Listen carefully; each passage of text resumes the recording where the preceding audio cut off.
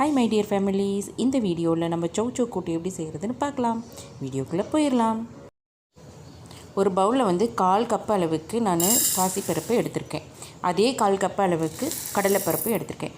இதை நல்லா நம்ம ஒரு 3-4 டைம் வாஷ் பண்ணி ஒரு அரை மணி நேரம் நல்லா ஊற வச்சிடலாம். இதுக்கு நடுவில் நம்ம அரைக்க வேண்டியதை எடுத்துடலாம். ஒரு 4 டேபிள் ஸ்பூன் அளவுக்கு துருவிய தேங்காய், 2 பச்சை மிளகாய், மிளகு ஜீரகம் ஒரு டீஸ்பூன் சேர்த்திட்டு, கொத்தமல்லி தழை கொஞ்சமாக சேர்த்திட்டு இதை நல்லா நம்ம பேஸ்ட்டு மாதிரி அரைச்சிக்கலாம் நைஸாக. இப்போ ஒரு குக்கரில் ஒரு சௌ தான் நான் எடுத்திருக்கேன். அதை குட்டி குட்டியாக கட் பண்ணியிருக்கேன். தோலெல்லாம் சீவிட்டு குட்டி குட்டியாக கட் பண்ணியிருக்கேன். இப்போ ஊற வச்ச இந்த 2 பருப்பு இருக்கு இல்லைங்களா, அதை நம்ம இது கூடவே சேர்த்திடலாம். இப்போ இது மூழ்கிற அளவுக்கு தண்ணி சேர்த்திக்கலாம். வேகிற அளவுக்கு. நம்மளுக்கு ரொம்ப தண்ணி சேர்த்துனா கொதன்னு ஆயிரும். அதனால் மூழ்கிற அளவுக்கு சேர்த்திக்கோங்க. மஞ்சத்தூள் சேர்த்திக்கலாம் ஒரு 1/2 டீஸ்பூனு. ஒரு 5 பல் பூண்டு சேர்த்திட்டு நல்லா கலந்து விட்டுட்டு மூடிட்டு மீடியம் ஃப்ளேமில் வச்சு ஒரு 3 விசில் விட்டு நம்ம எடுத்துக்கலாம். இதை இப்போ பாருங்கள் 3 விசில் விட்டு எடுத்திருக்கேன். ரொம்பவும் கொள்ளன்னு ஆகலை, மீடியமாக இருக்குது. இந்த மாதிரி இருந்தால் தான் கூட்டுக்கு நல்லாயிருக்கும். இது ஒரு தடவை நல்லா நம்ம இந்த மாதிரி மிக்ஸ் பண்ணி விட்டுக்கலாம். இப்போ நான் கடாயில் நல்லெண்ணெய் சேர்த்திருக்கேன். தேங்காய் நல்லெண்ணெய் இந்த மாதிரி சேர்த்திங்கன்னா ரொம்பவே நல்லாயிருக்கும் உங்களுக்கு.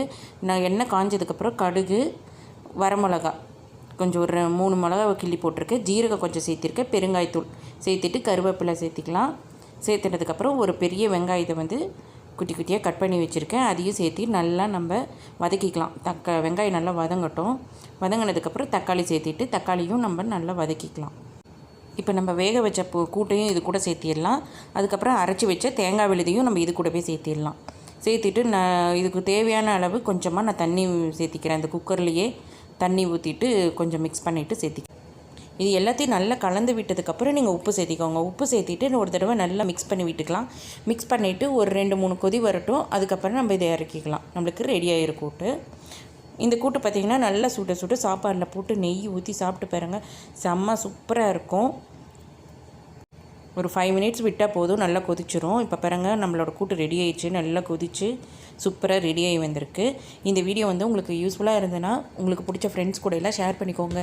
இது வரைக்கும் நம்ம சேனலை சப்ஸ்கிரைப் பண்ணலைன்னா சப்ஸ்கிரைப் பண்ணிக்கோங்க. நான் இந்த வீடியோவை இதோட முடிச்சுக்கிறேன். மீண்டும் அடுத்த வீடியோவில் சந்திப்போம். டாடா பாய், see you, take care.